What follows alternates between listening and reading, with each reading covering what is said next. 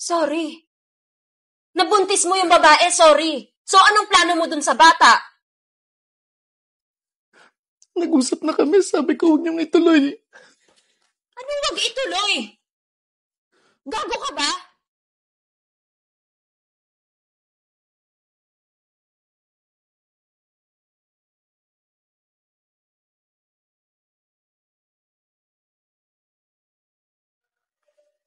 Hanli ka na dito. Kakain na. May tinatapos lang ako.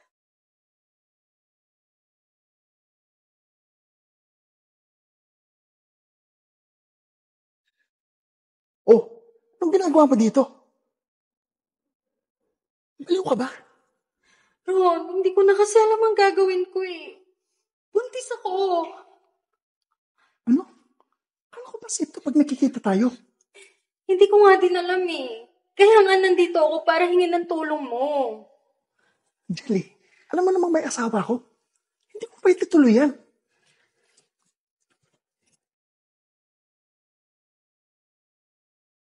Oh, itong pera. Alam mo na yung gagawin mo dyan, ha? Ron, buhay ang pinag-uusapan natin dito. Ba't ganyan ka mag-isip? Jelly, alam mo namang may asawa akong tao. Hindi ko pwedeng pabayaan yun. At Jelly, alam mo mahal ko yung asawa ko. At parausan lang kita. Kaya hindi mo pwedeng ituloy yan. Sige na, umalis ka na dito. Han, sino yung kausap mo? Han, may naligaw lang ng Fleur. Oh, tara na. Kain na tayo. Wow, sarap naman ng nitong mo. Ba, syempre. Han, matagal ka pa ba dyan? Lalagay ko na tong baon mo sa bag mo, ah.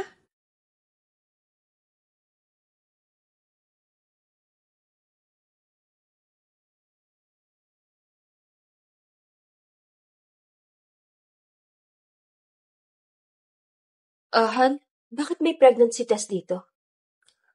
Mahal. Nakisuyo kasi sa akin si RC magpabili. Hinala niya si Mare. Buntis. So, since pharmacist ako, binilang ko na siya. Buti pa sila, no?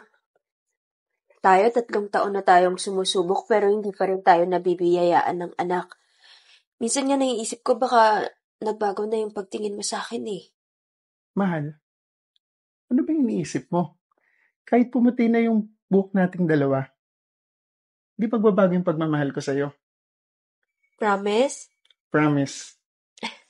Sige na, pasok na ako. Sige, Han, mag-ingat ka ha. Love you. Love you.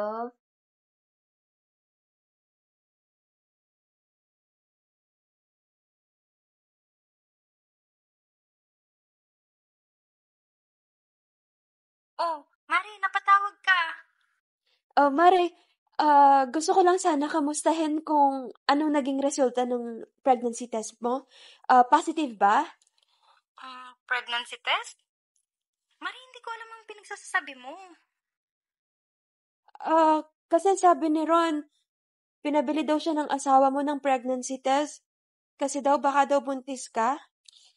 Naku, Mari. Wala si RC dito. Out of the country siya last week pa. Sure ka ba na para sa akin yun? Naku, Mars. Baka niloloko ka ng asawa mo, ha? Hindi naman siguro, Mare.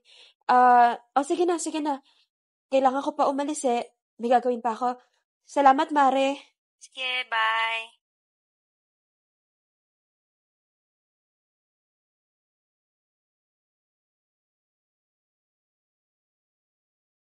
Han?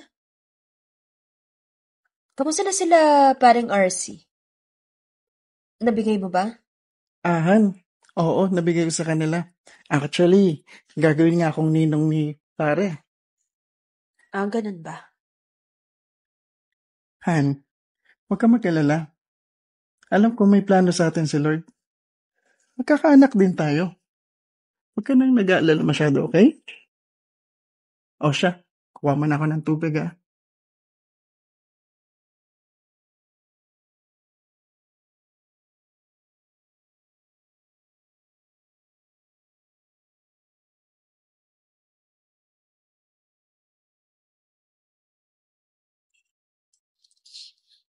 Hello, Ron. Kahit ilang test na yung ginawa ko, buntis talaga ako eh. Hayaan mo, kahit hindi mo panagutan to, palalakihin ko to.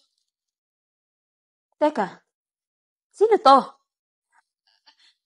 Hello? Ikaw ba ang asawa ni Ron?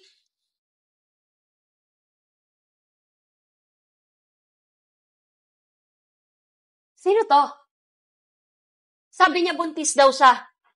Ikaw ba yung ama? Sa kanya ba yung pregnancy test na yon? Han, magpapaliwanag ako. Promise. Sorry. Sorry. Nabuntis mo yung babae, sorry. So anong plano mo dun sa bata? Nag-usap na kami. Sabi ko, huwag niyong ituloy. Anong wag ituloy? Gago ka ba? Buhay na ng bata yung pinag-uusapan nyo.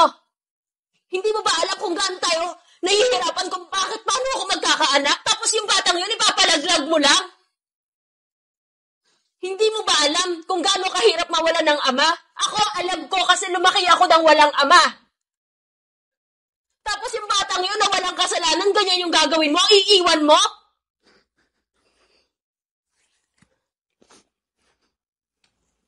Panagutan mo yun. Ayokong lumaki yung batang yun ng walang ama. Kaya ko naman eh. Kaya ko yung sarili ko. Ayusin mo yan.